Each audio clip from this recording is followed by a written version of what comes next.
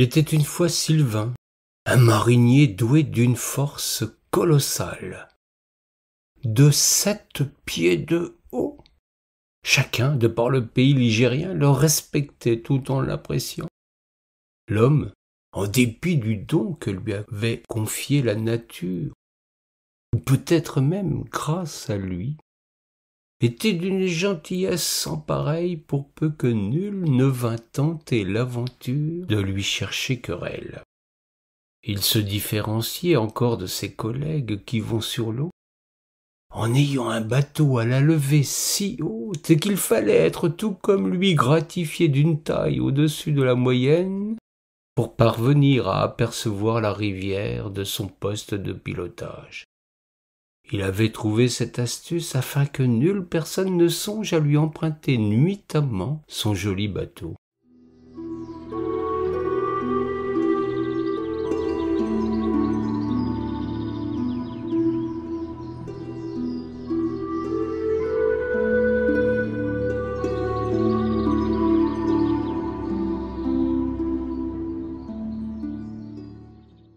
Pourtant les envieux étaient légion, d'autant que son rabolio avait la réputation d'être l'embarcation la plus rapide à la remonte de toute la Loire. Qu'importe pour Sylvain qu'il y ait eu ou pas du vent, il n'en avait cure. Fort comme plusieurs Turcs, il prenait sa bourde et poussait si fort contre le courant qu'il fendait les flots à la vitesse de 7 nœuds. Allure incroyable en cette époque où le moteur n'était même pas à l'état de projet. Sylvain avait un avantage considérable sur tous ses concurrents.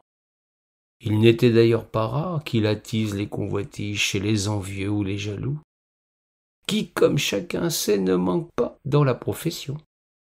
Il se gardait bien de trahir son secret, mais chacun se doutait qu'il y avait prodige derrière pareil exploit.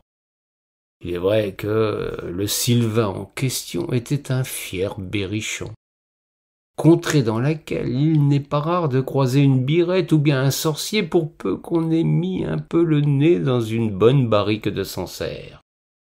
Beaucoup attribuaient ce prodige soit à ce merveilleux breuvage que Sylvain ne négligeait jamais d'honorer, ou bien à la magie qui était en son pays.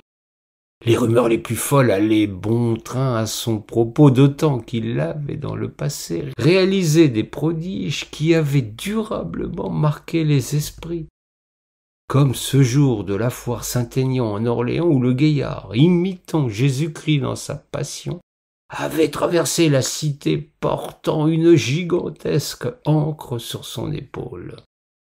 L'exploit avait fait le tour de tout le pays et avait fait de lui un personnage respecté tout autant que craint.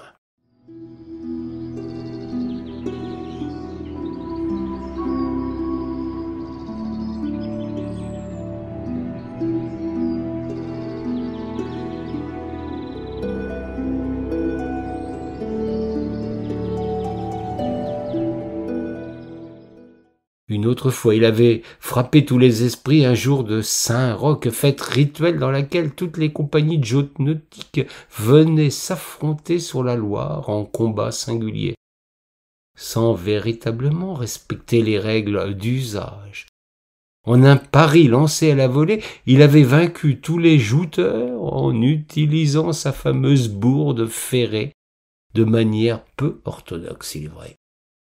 C'est de ce jour que commença à circuler sur la rivière la rumeur que sa force tout autant que sa vitesse sur l'eau était le fruit non de sa musculature, pourtant respectable, mais de ce seul bâton de maride qui d'ailleurs ne le quittait jamais. S'il y avait là un mystère, il y avait, c'était certain, plus encore de la magie dans la bourde de 7 nœuds, soit 13 km/h. Bien vite, les plus gredins de nos marins se mirent en quête de lui voler la bourde. C'est un nouveau venu dans le Sancerrois qui fut le premier à se mettre en demeure de lui dérober un bien qui devait faire sa fortune s'il se l'accaparait. L'homme plus roublard que courageux usa de la flagornerie, n'hésitant pas à le flatter en une cour incessante. S'inspirant du renard de la fable, Il pensait que la bourde allait lui tomber dans les mains, tandis qu'il offrait mes ébreuvages pour faire perdre la tête à un Sylvain qui prenait pour un niais. Mal lui en prit du reste, car le géant avait en la matière plus de contenance que son faux ami. L'affaire tourna au fiasco, le capitaine envieux sortit d'une taverne titubant, tant et si bien qu'il retrouva ses esprits uniquement en tombant dans l'eau. Il s'en alla à la queue basse, se jurant de ne plus jamais revenir de ce côté-là de la citadelle. D'autres se mirent à plusieurs pour tenter, par les coups de poing, d'emporter, grâce à la force, ce bâton miraculeux. Et ils en furent pour quelques nez écrasés, des yeux au beurre noir, et pour la plupart d'entre eux, un petit séjour dans la rivière, suffisamment froid dans cette période-là pour leur rafraîchir les idées.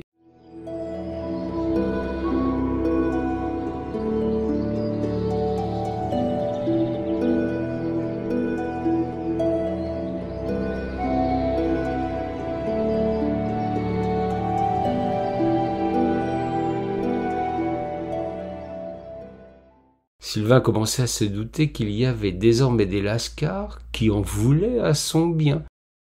Il se mit sur ses gardes à longueur de temps. Un autre collègue, plus retors que les autres, se mit en demeure de reproduire à l'identique cette fameuse bourde aux capacités extraordinaires. Il était venu l'examiner à maintes reprises, allant jusqu'à reproduire les stigmates de la navigation, les éclats, les rayures que la Loire avait laissées sur le bois, tout autant que sur la pointe ferrée. Son travail était en tout point remarquable. Il y avait de quoi se méprendre. Il arriva subrepticement sur le Rabelio, muni de la copie presque parfaite de la bourde de Settgneux. Il était réputé lui aussi excellent marin. Il proposa à Sylvain de mener son bateau à 2 bourdes pour tenter de battre un record de vitesse. Le garçon était sportif dans l'âme, il se laissa prendre au jeu. Il ne mit pas longtemps à découvrir la supercherie. L'autre, de constitution plus chétive, avait choisi une essence de faible densité. Sa bourde pesait moins que la véritable. Sylvain se rendit compte dans l'instant du subterfuge. Il récupéra très vite son bien, tandis qu'un nouveau marinier goûtait aux joies du bain de la Saint-Satur.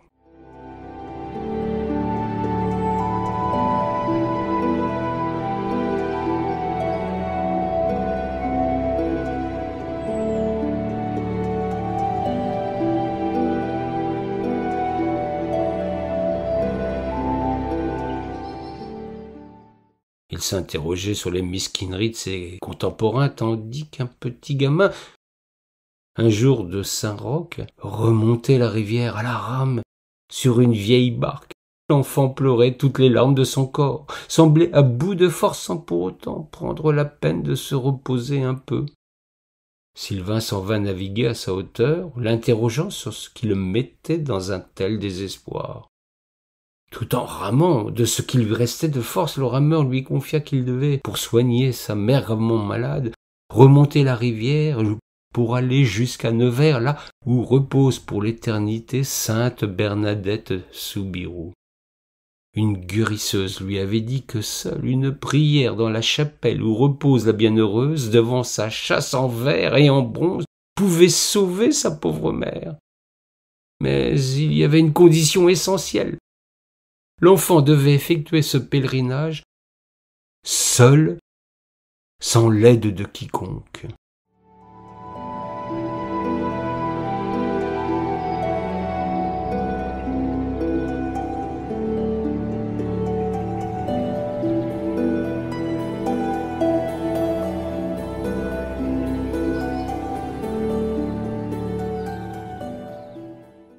Sylvain, belle âme, jugea dans l'instant de la sincérité du gamin.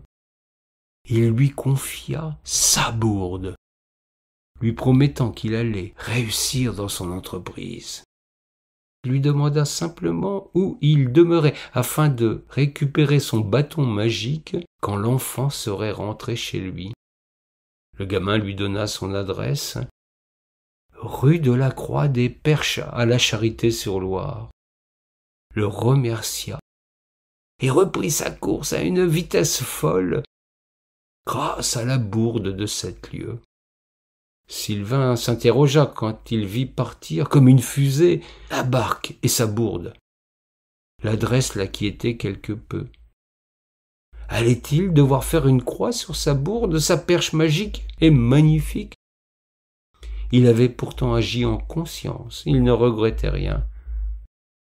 Le proche avenir allait le renseigner.